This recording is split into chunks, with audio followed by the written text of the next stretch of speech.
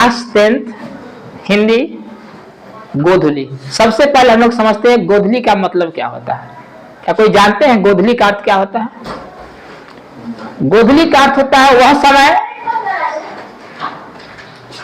जो सूर्योदय के जस्ट पहले का कहे और सूर्योदय सूर्यास्त के समय, यानी जिस समय की बात करें तो सूर्य की रोशनी बहुत ही हल्के मात्रा में पड़ती है। सूर्योदय होने के जस्ट पहले की बात करें, सूर्योदय होता है उस समय की बात करें तो उस समय हल्की रोशनी रहती है, और ठीक सूर्यास्त के समय की बात करें उसके बाद समय बाद जस्ट बाद समय की बात करें तो उस समय सूरज की रोशनी हल्की पड़ती है। गोधुली का मतलब यही होता है। ठीक है, हम लोग गोधुली में आज पढ़ेंगे सबसे पहले भीमराव अंबेडकर के जीवनी के बारे में। भीमराव अंबेडकर का जन्म जो हुआ था वह 14 अप्रैल 1891 को महू, जो कि मध्य प्रदेश में पड़ता है।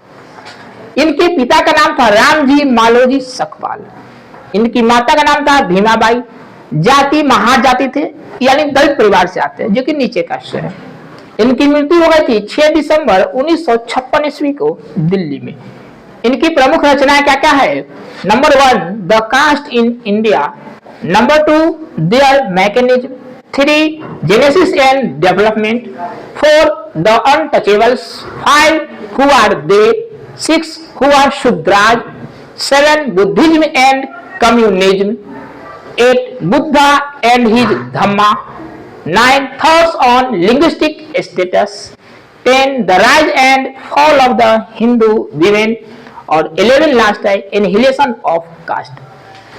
हम लोग जो पढ़ेंगे चैप्टर श्रम विभाजन एवं जाति प्रथा, वो आपको यहीं से लिया गया है एनिहिलेशन ऑफ कास्ट से। जो आपको 10th में सबसे पहला चैप्टर है श्रम विभाजन और जाति प्रथा, वो आपको यहां से लिया गया एनिहिलेशन ऑफ कास्ट। इसी का हिंदी ट्रांसलेट किया गया और यहीं से आपको लिया गया है श्रम विभाजन और जाति प्रथा। थोड़ा सा इनकी पढ़ाई लिखाई के बारे में अगर बात करें हम, तो प्राथमिक शिक्षा इन्होंने अपनी जगह से की जहां इनका जन्म था। उसके बाद की बात करें तो हायर एजुकेशन के लिए ये न्यूयॉर्क गए, जो कि अमेरिका में है। फिर वहां से लंदन गए, यानी कि इंग्लैंड, और ये अपने देश में इंडिया में कुछ समय तक इन्होंने वकालत का काम किया। वकालत का काम करने के बाद इनकी इच्छा थी थोड़ा सा समाज सेवा करने की, इसलिए ये जाति प्रथा पर विशेष ध्यान दिए। क्योंकि आप जानते हैं कि अभी के समय में जाति प्रथा हम लोग के लिए एक बहुत बड़ा अभिशाप का कारण है। आज जाति प्रथा के लेकर सबसे ज्यादा बेरोजगारी बढ़ती जा रही है, इसलिए इन्होंने जाति प्रथा, अछूत, स्त्रियों के बारे की बात करें अगर हम, तो सबसे पहले क्या था कि स्त्रियों को भाई उतना ज्यादा सम्मान नहीं दिया जाता था, उसको घर से बाहर निकलने की अनुमति नहीं थी, और मजदूरों के हक के बारे में इन्होंने लड़ाई लड़ी। क्योंकि जो मजदूर लोग थे उनको अपना हक सही से नहीं मिल पाता था। और सबसे बड़ी बात करेंगे तो वही सबसे मेन उद्देश्य अपने यहाँ का है तो जाति प्रथा है। जाति प्रथा में सबसे बड़ी बात क्या आती है कि हम लोग अपने मन से किसी भी बिजनेस को नहीं कर सकते हैं। भाई बात यहाँ ये था कि जो आपके पूर्वज करते आ रहे हैं वही काम आपको करना है। जो हमारे दादा करते आ रहे थे वही काम हमारे पापा करेंगे और वही काम हमको करना है। चाहे उसके बारे में आपको जानकारी हो या न हो, रुचि हो या नहीं हो, काम करने में मजा आए या नहीं आए, प्रॉफिट हो लॉस हो, उससे कोई फर्क नहीं पड़ता था। बस जाति प्रथा के आधार पर हम लोग को काम बांट दिया गया था और हमें वही काम करना था। अपने इच्छा अनुसार किसी भी काम को हम नहीं कर सकते थे, जो कि बिल्कुल गलत है। जिसका सबसे बड़ा बुरा परिणाम यह हुआ कि भाई अपने यहाँ बेरोजगारी बढ़ गई। अब सीधी सी बात है कि हमारे पूर्वज जो काम करते आ रहे हैं, हो सकता है हमें उस काम को करने में कोई रुचि नहीं है, हमें उस काम का कोई नॉलेज नहीं है। अब मजबूरन भाई नहीं हमको वही काम करना है, तब तो हम काम करेंगे नहीं, और नहीं करेंगे तो सीधी सी बात है भाई बेरोजगारी बढ़ेगी।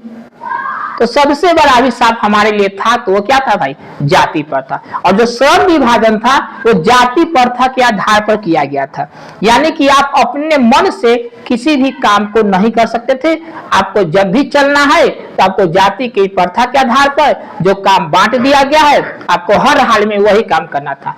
लेकिन भीमराव अंबेडकर जो है इसका विरोध किए। और आप जानते हैं कि भीमराव अंबेडकर को संविधान का निर्माता कहा जाता है। क्यों? क्योंकि संविधान का निर्माण कौन किए थे?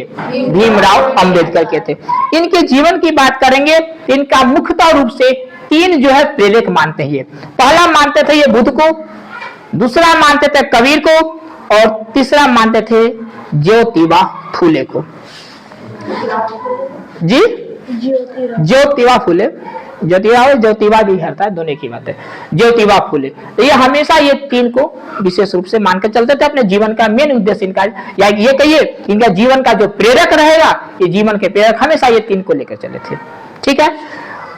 जातिवाद की अगर बात हम करते हैं तो हम जानते हैं कि अभी के समय में भी कुछ ऐसे लोग हैं जो कि जातिवाद का पक्ष लेते हैं। लेकिन मेरे समझ से अब ये बताइए कि हम लोग यदि पढ़ लिख कर इतने ज्यादा एजुकेटेड होकर अगर जातिवाद की बात करें तो हमें नहीं लगता है कि हम लोग से बड़ा महामूर्ख इस दुनिया में कोई होगा क्या? अब बताइए कि अभी के समय में भी अगर जातिवाद के आधार पर काम किया जाए तो क्या हम लोग अपने जीवन स्तर से उठ पाएंगे? नहीं। हमारे समाज का विकास हो पाएगा? नहीं। और जब हमारा विकास ही नहीं होगा, हमारे समाज का विकास ही नहीं होगा, तो देश का विकास की बातें छोड़ दीजिए। तो जो भीमराव अंबेडकर थे वो इसके विरोध में है। क्यों भाई? क्योंकि हम लोग जो है क्या है, आजाद हैं। सीधी सी बात है, हम लोग पढ़ लिख कर एजुकेटेड होकर हमारी अपनी इच्छा जिस काम को करने का हो भाई वो काम हम कर सकते हैं। अरे इसका लॉस क्या था? लॉस ये था कि भाई सीधी सी बात है कि अब हमारे पूर्वज जिस काम को करते आ रहे हैं हम भी उसी काम करें। हो सकता है आकस्मिक घटना कुछ भी हो जिसके कारण अगर उस बिजनेस में लॉस हो जाए तो फिर बिजनेस चेंज नहीं कर सकते थे हम। इसकी आजादी हमें नहीं थी। कुछ भी हो आपको वही काम करना है जो काम पूर्वज करते आ रहे हैं। तो इस स्थिति में अगर हम बिजनेस चेंज नहीं करेंगे तो बताइए कि हमारा फैमिली जी पाएगा? हम लोग का स्थिति बद से बदतर हो जाएगा। तो इसलिए हमारे जीवन स्तर को ऊपर उठाने के लिए, ऊंचा उठने के लिए हमें सबसे पहले जाति प्रथा को खत्म करना होगा। और ये जो श्रम विभाजन जो किया गया था जाति प्रथा के आधार पर, यह बिल्कुल गलत था। लेकिन कुछ महान लोग अभी भी जातिवाद के पोषक है, यानी उनका मानना है कि जातिवाद सही है, लेकिन यह बिल्कुल गलत है। क्योंकि इसके आधार पर अगर हम जीवन जीते हैं तो हमारी स्थिति कभी भी नहीं सुधर सकती है। ठीक है।